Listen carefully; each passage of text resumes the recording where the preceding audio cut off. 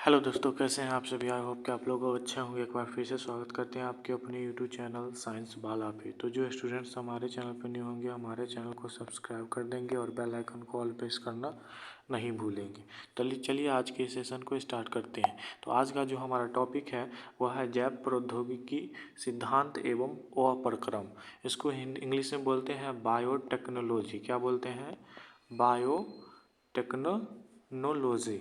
ठीक है, biotechnology principle and process होता है इसका। ठीक है इंग्लिश। चलिए, तो आज का जो हम ऑब्जेक्टिव क्वेश्चन करेंगे तो वो जो क्वेश्चन हम करेंगे तो वो क्वेश्चन क्या करेंगे, तो वह वन शॉट क्वेश्चन करेंगे। ठीक है, वन शॉट का मतलब हुआ एक वीडियो में पूरा चैप्टर ख़त्म कर देंगे। ठीक है, तो चलिए आज के सेशन को स्टार्ट करते हैं। तो पहला जो हमारा जो आएगा टॉपिक, वह टॉपिक है हमारा पहला। क्या है हमारा टॉपिक दोस्तों? तो पहला टॉपिक है हमारा क्या कहता है, पुनर्योगज डीएनए प्रौद्योगिकी। तो चलिए आज के सेशन को स्टार्ट करते हैं। पहला क्वेश्चन है हमारा, एंटीबायोटिक प्रतिरोधी जीन का प्लाज्मिड वाहक के साथ जोड़ा जाना किससे संभव हुआ? ये सब देखिए, जितना भी इसमें क्वेश्चन है ये सभी महत्वपूर्ण होते हैं। ठीक है, तो इस सेशन को कोई नहीं मिस कीजिएगा। तो ये सेशन बहुत महत्वपूर्ण है, यहाँ से क्वेश्चन भी बहुत सारे बनते हैं बायोटेक्नोलॉजी से। ठीक है, तो इसका जो आंसर है हमारे पास वो हो जाएगा क्या हो जाएगा आंसर? डीएनए लाइगेज हो जाएगा। क्या हो जाएगा? डीएनए लाइगेज से। चलिए अब अगला क्वेश्चन पर आइए। शाक क्या कहता है, शाकनाशी प्रतिरोधी अनुवांशिकतः रूपांतरित जीएम फसलों के उत्पादन या उपयोग का मुख्य उद्देश्य क्या है? इसका जो मुख्य उद्देश्य क्या था वो बताना है। तो इसका मुख्य उद्देश्य था स्वास्थ्य सुरक्षा के लिए खाद्य वस्तु में शाकनाशी का संचयन कम करना था। ठीक है, चलिए अब अगला क्वेश्चन देखिए। निम्न में से किसे CSID की जीन थेरेपी में वाहक की तरह प्रयुक्त करते हैं? तो किसे करते हैं, इसी क्वेश्चन को अथवा करके पूछा गया है। निम्न में से किसमें जंतु में सामान्य कोशिका को कैंसरस कोशिका में रूपांतरित करने की क्षमता होती है? ये NCERT का प्रश्न है, याद रखिएगा। और अथवा करके फिर इसी क्वेश्चन को पूछा गया, मानव लसिकानु में डीएनए के एक टुकड़े के निवेशन के लिए निम्नलिखित में से कौन सा वेक्टर सामान्यतः प्रयुक्त किया जाता है? नीट 2018 का प्रश्न है, ये बहुत महत्वपूर्ण है, VVI प्रश्न है, तो इसे आप लोग याद रखेंगे। तो इसका जो आंसर है हमारे पास वो हो जाएगा क्या? इसका आंसर हो जाएगा रिट्रोवायरस हो जाएगा। क्या हो जाएगा? Retrovirus, option number C. चलिए अगला क्वेश्चन देखेंगे। कहता है निम्न में से कौन सा एक्सप्रेशन प्लाज्मिड न होकर क्लोनिंग प्लाज्मिड है? एक्सप्रेशन प्लाज्मिड न होकर के क्लोनिंग प्लाज्मिड है, ये पूछा है। तो इसका हो जाएगा आपका क्या? PUC18 हो जाएगा। ठीक है, PUC18 हो जाएगा। अब अगला है, आनुवांशिक इंजीनियरिंग से संबंधित शाखा है। ये BHU 2006 का प्रश्न है। ये महत्वपूर्ण प्रश्न है क्योंकि यहाँ जो है आनुवांशिक इंजीनियरिंग से बहुत सारा प्रश्न पूछा जाता है। ठीक है, तो इसका जो आंसर है हमारे पास वो आंसर हो जाएगा आपका चिकित्सा, क्या कहता है, चिकित्सा तकनीक। ठीक है, चिकित्सा तकनीक। चलिए अब अगला देखिए, आनुवांशिक अभियांत्रिकी का अर्थ होता है, ये भी महत्वपूर्ण प्रश्न है। आनुवांशिक अभियांत्रिकी का अर्थ क्या होता है? तो इसका अर्थ होता है क्या? इसका अर्थ होता है जीन का परिवर्तन यानी कि रूपांतरण करना होता है। ठीक है, चलिए अगला क्वेश्चन पर आते हैं। अगला क्वेश्चन है हमारा, कहता है जीन अभियांत्रिकी में खोजों से संबंधित वैज्ञानिक है। कौन सा वैज्ञानिक है जो खोज से जीन अभियांत्रिकी में खोजों से संबंधित है? तो वह वैज्ञानिक है खुराना। कौन है? तो खुराना जी हैं। अगला है, किस विधि द्वारा आजकल यह संभव हो गया है कि जंतु तथा पादपों में ऐच्छिक लक्षणों के साथ संकरित किया जा सकता है? ये BHU 2006 का प्रश्न है। अब इसका आंसर हमारे पास आ जाता है, क्या होता है इसका आंसर? इसका आंसर है हमारे पास आनुवांशिक अभियांत्रिकी। इसका आंसर क्या है? आनुवांशिक अभियांत्रिकी। महत्वपूर्ण प्रश्न है, ये सब याद रखिएगा आप लोग, ये बहुत महत्वपूर्ण है। इसे तो छोड़िएगा ही नहीं, ये बहुत इम्पोर्टेंट है। तो इसका देखिए क्या कहता है, निम्न में से कौन सा कोशिकांगक आनुवांशिक अभियांत्रिकी से संबंधित है? ये देखिए एनसीईआरटी का प्रश्न है और एम्स 2001 में पूछा गया प्रश्न है। ठीक है, तो इसे नहीं छोड़िएगा, इसे याद रखेंगे आप लोग, मस्ट से मस्ट याद रखना पड़ेगा। चलिए अगला इसका जो आंसर हो जाएगा वो हो जाएगा क्या? प्लाज्मिड हो जाएगा। क्या हो जाएगा? प्लाज्मिड। अगला क्वेश्चन देखिए, इसमें कहा जाता है, क्या कहा जाता है? आनुवांशिक इंजीनियरिंग में किसी पसंदीदा डीएनए खंड जीन को एक वेक्टर वाहक के द्वारा परपोषी कोशिका के भीतर स्थानांतरित किया जाता है। इस प्रसंग में निम्नलिखित साधनों ए से डी पर विचार कीजिए और फिर आगे दिए जा रहे विकल्पों में सही विकल्प का चुनिए कि इनमें से किस एक को या एक से अधिक को वाहक या वाहक के रूप में इस्तेमाल किया जा सकता है। तो इसका जो आंसर है हमारे पास वो हो जाएगा आपका क्या? इसका आंसर हमारे पास क्या हो जाएगा? तो इसका आंसर हो जाएगा हमारे पास, क्या हो जाएगा?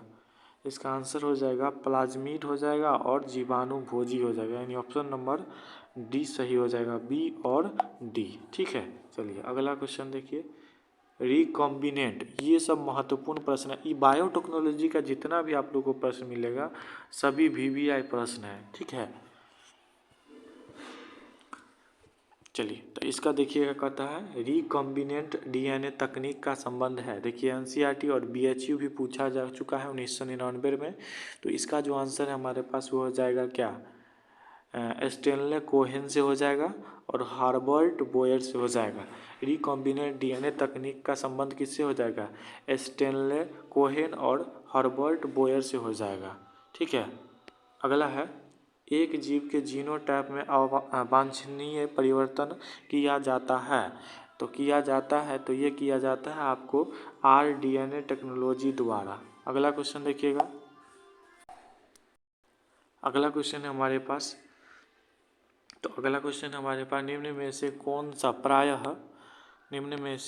कौन सा प्रायः आनुवांशिक इंजीनियरिंग में उपयोग होता है? कौन आनुवांशिक इंजीनियरिंग में प्रयोग होता है? तो ये होता है आपका फ्रूट फ्लाई में होता है। किस में होता है? फ्रूट फ्लाई में होता है। किस में होता है दोस्तों? फ्रूट फ्लाई में। अब अगला देखिएगा, प्लाज्मिड की पहचान कीजिए।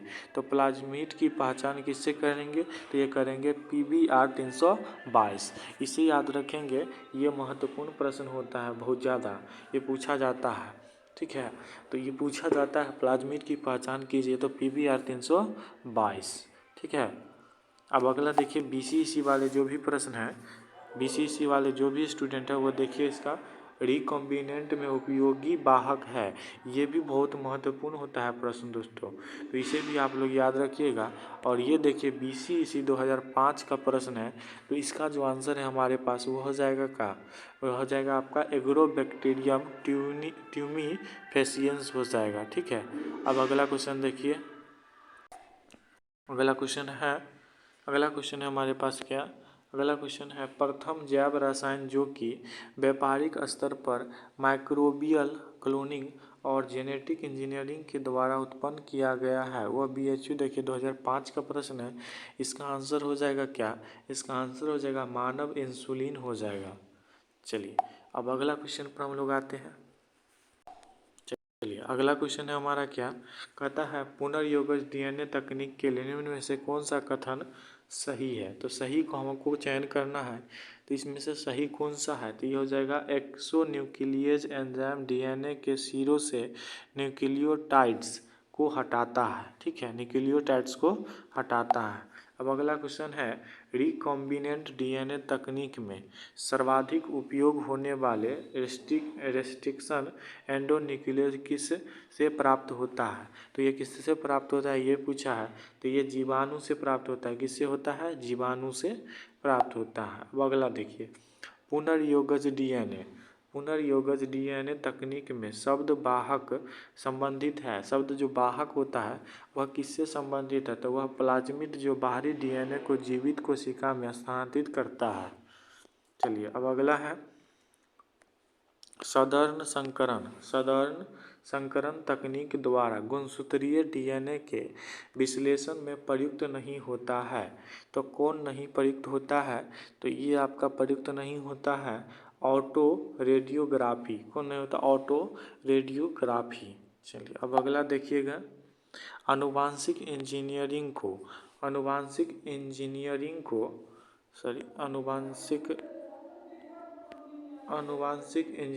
को किसके उत्पादन में सफलतापूर्वक इस्तेमाल किया जा चुका है। तो किसके सफलता में किया गया है, तो ये किया गया आपको परजीवी मूषक, ताकि उन पर पोलियो वैक्सीन के सुरक्षित होने को परखा जा सके और उसके बाद कि ही मनुष्य पर उपयोग किया जा सके। ठीक है, अब अगला क्वेश्चन देखिए, ये भी बहुत महत्वपूर्ण है, इसे भी आप लोग याद रखिएगा। ई कोलाई में क्लोनिंग के लिए वेक्टर के रूप में उपयोग किया जाने वाला PBR 322 है। ये भी महत्वपूर्ण प्रश्न है, इसे भी याद रखेंगे। और ये देखिए कहाँ पूछा गया, एम्स 2010 का प्रश्न है। तो ये देखिएगा, तो इसका आंसर है हमारे पास क्या हो जाएगा, इसका आंसर हो जाएगा रूपांतरित जीवाणुवीय प्लाज्मिड। चलिए अब अगला देखिए, निम्न में से कौन सी वह तकनीक है जिसके द्वारा सजीव जीवधारियों को आनुवांशिक रूप से अभियांत्रिकी किया जाना संभव है, अथवा कर किसी क्वेश्चन को विभिन्न प्रजातियों के डीएनए का प्रायोगिक रूप से जोड़कर पुनर्योगज डीएनए निर्माण की विधि कहलाती है। यह एनसीईआरटी का प्रश्न है, तो इसका हमारे पास आंसर हो जाएगा, वो हो जाएगा हमारे पास क्या, पुनर्योगज डीएनए तकनीक हो जाएगा। ये भी बहुत महत्वपूर्ण प्रश्न है, इसे भी याद रखिएगा। चलिए अगला क्वेश्चन पर हम लोग आते हैं। अगला क्वेश्चन है हमारा, कहता है रिकॉम्बिनेंट डीएनए तकनीक के लिए कृत्रिम रूप से आवश्यक एंजाइम क्या है।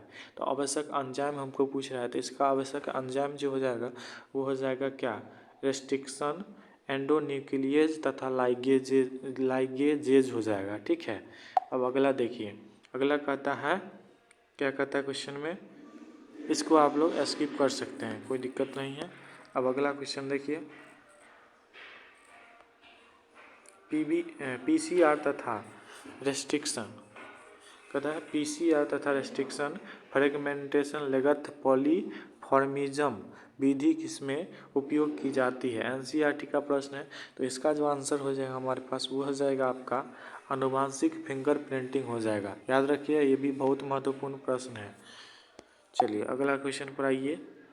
अगला क्वेश्चन में कहता है क्या, कहता है एक युग्म, क्या कहता है, एक युग्म पैदा होने वाले बच्चों में आनुवांशिक अनियमितता के पाए जाने के डर से डॉक्टर के पास जाते हैं। निम्न तकनीक में से कौन सी एक तकनीक का सुझाव डॉक्टर द्वारा दिया जाता है जिससे आनुवांशिक अनियमितता को ठीक किया जा सके। अथवा करके है, सन 1990 में एक 4 साल की बच्ची को जो एडिनोसिन डीएमिनोज ADA की कमी से ग्रसित थी, निम्न में से कौन सी थेरेपी दी गई थी।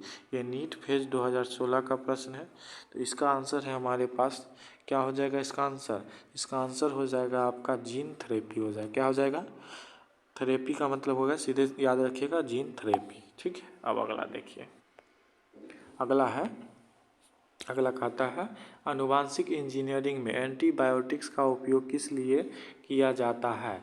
ये भी बहुत महत्वपूर्ण प्रश्न है, ये एनसीईआरटी का प्रश्न है, तो इसका आंसर है हमारे पास क्या हो जाएगा, बरन योग्य चिन्हकों के रूप में। अब अगला देखिए, अगला क्या है क्वेश्चन, कहता है अपूर्ण योगजी जीवाणु की नीली कॉलोनी के विपरीत पुनर्योगजी जीवाणु की कॉलोनी श्वेत दिखाई देती है क्योंकि। नीट देखिए 2013 में पूछा गया है, तो इसका जो आंसर है, इसका आंसर हो जाएगा हमारे पास क्या, तो इसका आंसर हो जाएगा हमारे पास अपूर्ण योगजी जीवाणु में बीटा गैलेक्टोसाइडेज रहता है। ठीक है, चलिए अब अगला क्वेश्चन पर आते हैं हम लोग। चलिए अगला प्रश्न हमारे पास है, डीएनए के पृथक्करण विधि के दौरान ठंडा एथेनॉल मिलाने से क्या होता है। एनसीईआरटी का प्रश्न है और नीट कर्नाटका 2013 में पूछा गया है। ठीक है, और इसका जो आंसर है वो हो जाएगा डीएनए अवक्षेपित हो जाता है। डीएनए क्या होता है, अवक्षेपित हो जाता है।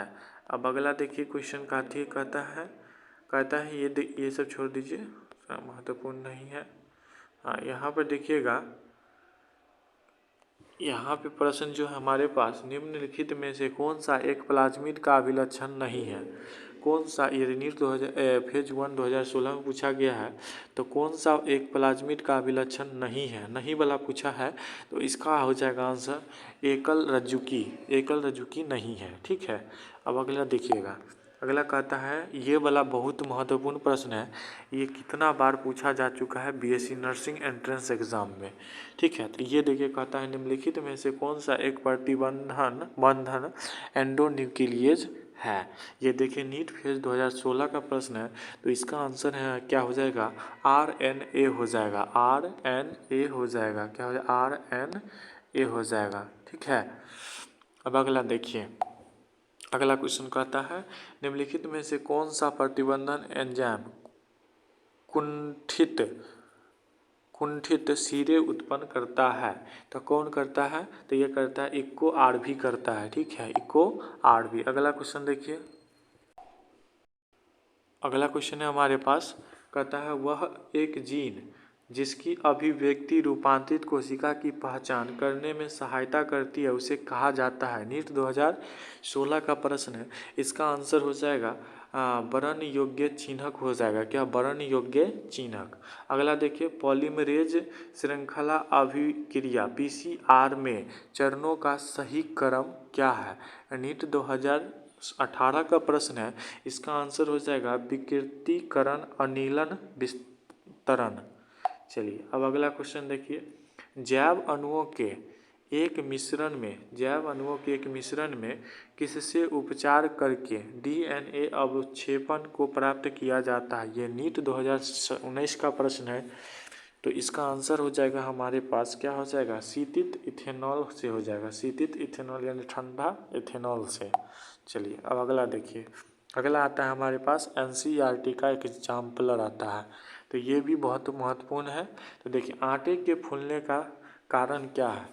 क्या पूछ रहा है यहाँ पे, आटे के फूलने का क्या कारण है। तो आटा के फूलने का जो कारण है वह आपका क्या है, CO2 का बनना है। क्या है, CO2 का बनना। ये सभी एनसीईआरटी का प्रश्न है, याद रखेंगे।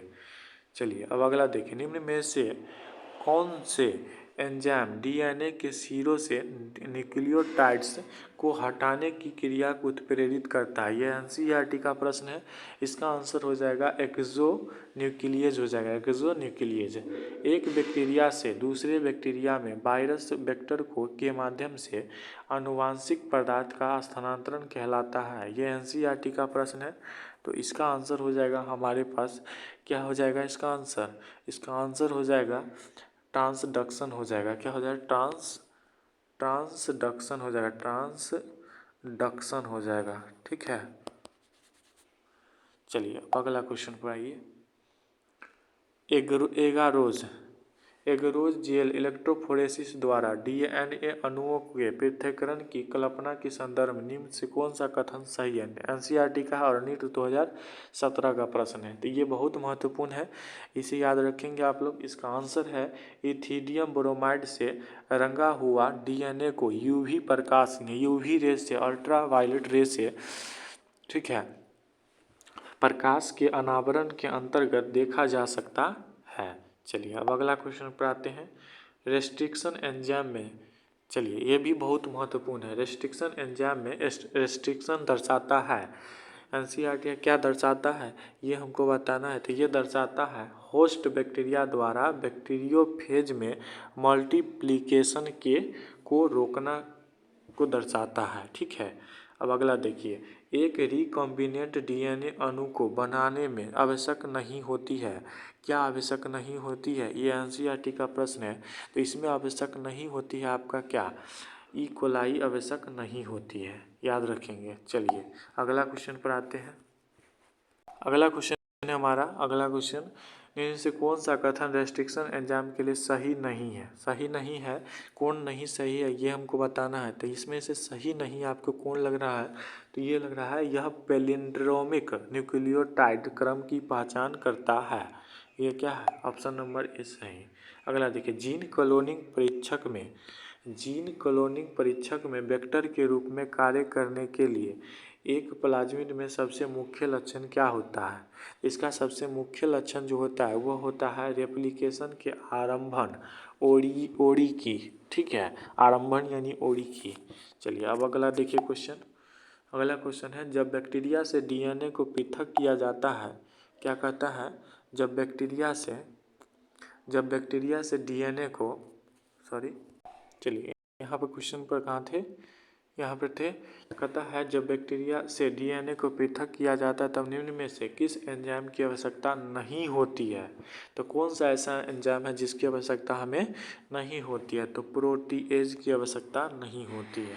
अब अगला है, पीसीआर पॉलीमरेज चैन अभिक्रिया तकनीक को लोकप्रिय बनाने में किसने योगदान दिया था? कौन योगदान दिए थे? तो वो दिए थे आपको, कौन दिए थे? तो ये दिए थे आपको, कौन दिए थे? तो ये दिए थे आपको थर्मोवेस्टेबल डीएनए पॉलीमरेज का उपलब्धता होना, ठीक है। अब अगला क्वेश्चन देखिए, कहता है एक वेक्टर में एक एंटीबायोटिक प्रतिरोधी जीन निम्न में से किसके चयन में सहायता करता है? एनसीईआरटी का प्रश्न है। इसका आंसर हो जाएगा हमारे पास क्या? निम्न में से कोई नहीं होगा सक्षम जीवाणु, नहीं होगा परिवर्तन जीवाणु प्रक्रिया, नहीं होगा पुनर्योगज जीवाणु कोशिका। अब अगला देखिए, बैक्टीरियल ट्रांसफॉर्मेशन में हीट और शॉक विधि का महत्व निम्न में से किस सुगम बनाना होता है? तो इसका आंसर हो जाएगा हमारे पास, क्या हो जाएगा? जीवाणु कोशिका भित्ति में ट्रांसियल पोर्स के माध्यम से डीएनए को ग्रहण करना। चलिए अब अगला देखिए, पुनर्योगज डीएनए अणु के निर्माण में डीएनए लाइगेज की क्या भूमिका होती है? एनसीईआरटी का प्रश्न है। इसका आंसर हो जाएगा हमारे पास क्या? तो इसका आंसर हो जाएगा हमारे पास दो डीएनए खंडों के मध्य फास्फोडाइस्टर बंध का निर्माण करना, ठीक है। ये भी बहुत महत्वपूर्ण है, इसे याद रखिएगा, बहुत पूछा जाता है प्रश्न। चलिए अब अगला देखिएगा, निम्न में से कौन सा जीवाणु रेस्ट्रिक्शन एंडोन्यूक्लियस का स्रोत नहीं है? एनसीईआरटी का प्रश्न है। तो इसका देखिएगा आंसर क्या हो जाएगा? इसका आंसर हो जाएगा, क्या हो जाएगा इसका आंसर क्या हो जाएगा? तो इसका आंसर हो जाएगा एंट एमीबा कोलाई हो जाएगा, एंट एमीबा कोलाई। ये भी बहुत महत्वपूर्ण है, पूछा जाता है, याद रखिएगा। अगला क्वेश्चन देखिएगा। चलिए अगला क्वेश्चन है हमारा, पीसीआर तकनीक से भी बहुत सारा क्वेश्चन आप लोग से पूछा जाएगा। पीसीआर अभिक्रिया में निम्न में से कौन सा पद टैग डीएनए पॉलीमरेज द्वारा उत्प्रेरित होता है? तो कौन है जो उत्प्रेरित होता है? तो वह हो जाएगा आपका क्या? टेम्पलेट डीएनए पर प्राइमर सिरों का विस्तार। ये भी बहुत महत्वपूर्ण है, इसे भी आप लोग याद रखिएगा। तो इसका आंसर हो जाएगा सी। चलिए अगला क्वेश्चन देखिए, एक जीवाणु कोशिका को पुनर्योगज डीएनए अणु जिसे मानव जीन के प्रयोग द्वारा निर्मित किया गया है के साथ ट्रांसफॉर्म किया गया है। हालांकि परिवर्तन कोशिकाएं वांछित प्रोटीन्स का उत्पादन नहीं कर पाई, इसका कारण हो सकता है। तो इसका कारण क्या हो सकता है ये पूछा है। तो इसका कारण हो सकता है आपका मनुष्य के जीन में इंट्रांस हो सकते हैं जिन्हें जीवाणु संसाधित नहीं कर सकते हैं। चलिए अब अगला देखिएगा, निम्न में से कौन सबसे अच्छी प्राप्ति के लिए चुना जाना चाहिए यदि कोई पुनर्योगज प्रोटीन का उत्पादन अधिक मात्रा में करता है? तो उसका हो जाएगा आपका क्या? उसका हो जाएगा आपको निरंतर कल्चर सिस्टम। अगला है, निम्न में से किसे पीसीआर तकनीक के विकास के लिए नोबेल पुरस्कार से सम्मानित किया गया था? एनसीईआरटी का प्रश्न है। तो किसे सम्मानित किया गया था? तो वह किया गया था केरी मूलिस को। किसको? केरी मूलिस को। अगला क्वेश्चन देखिएगा, अगला क्वेश्चन है हमारा, अगला क्वेश्चन है क्या, क्रिटिकल थिंकिंग क्वेश्चन है, जो सोचने वाला था क्वेश्चन है। अब देखिए, डीएनए शुद्धिकरण के दौरान किस एंजाइम का उपयोग पादप कोशिका को उपचारित करने में किया जाता है। तो किसके किया जाता है, तो ये किया जाता है आपको सेलुलोज के लिए। अगला देखिएगा क्वेश्चन कार्तिक कहता है, अगला क्वेश्चन कहता है आपको कि बिलोडन टैंक बायोरिएक्टर सामान्यतः होते हैं। तो सामान्यतः ये होते हैं बेलनाकार होते हैं। ये भी वहाँ महत्वपूर्ण प्रश्न है, पूछा जा चुका है। अब अगला देखिए, बायोरिएक्टर होते हैं। तो बायोरिएक्टर क्या होते हैं, तो बायोरिएक्टर एक युक्ति है जिसमें जीवित कोशिका द्वारा पदार्थों को उपचारित कर जैवीय रूपांतरण को प्रेरित करते हैं। अगला क्वेश्चन देखिएगा, अगला क्वेश्चन हमारे पास काइमेरिक डीएनए है। तो काइमेरिक डीएनए क्या है, तो काइमेरिक डीएनए है डीएनए वाहक डीएनए तथा पैसेंजर डीएनए के जुड़ने से निर्मित पुनर्योगज डीएनए। अब अगला देखिएगा, निम्न में से काइमेरा शब्द की सही व्याख्या है। तो काइमेरा शब्द की सही व्याख्या क्या है, तो इसकी व्याख्या है समान जीव में आनुवांशिक रूप से विभिन्न ऊतकों का विकास। अगला देखिएगा, पुनर्योगज डीएनए तकनीक को आनुवांशिक अभियांत्रिकी कहा जाता है। क्यों कहा जाता है, तो क्योंकि दो डीएनए के जोड़ तोड़ में शामिल है। क्योंकि डीएनए के दो जोड़ तोड़ में शामिल है, याद रखिएगा, बहुत महत्वपूर्ण है। अब अगला देखिए, आर डीएनए तकनीक में जीवाणु कोशिका को आरडीएनए लेने हेतु सक्षम बनाने के लिए इन्हें रखा जाता है। तो इन्हें कहाँ रखा जाता है, तो इन्हें द्विसंयोजी धनायन जैसे कि कैल्शियम में रखा जाता है। अगला है, बाजार में भोजन के से पहले अभिव्यक्ति प्रोटीन के पृथक और शुद्धिकरण की प्रक्रिया को क्या कहा जाता है। नीट 2017 का प्रश्न है, इसका आंसर हो जाएगा हमारे पास अनुप्रवाह प्रक्रमण। ठीक है। अगला देखिए, पुनर्योगज डीएनए को परपोषी कोशिका में बलपूर्वक प्रवेश कराने के लिए पहले इन कोशिकाओं को आरडीएनए के साथ रखा जाता है। तो किसे रखा जाता है, तो ये बर्फ पर रखकर ताप प्रघात का अनुसरण करते हैं, तत्पश्चात पुनः बर्फ पर रखते हैं। चलिए अगला क्वेश्चन देखिए, आरडीएनए तकनीक के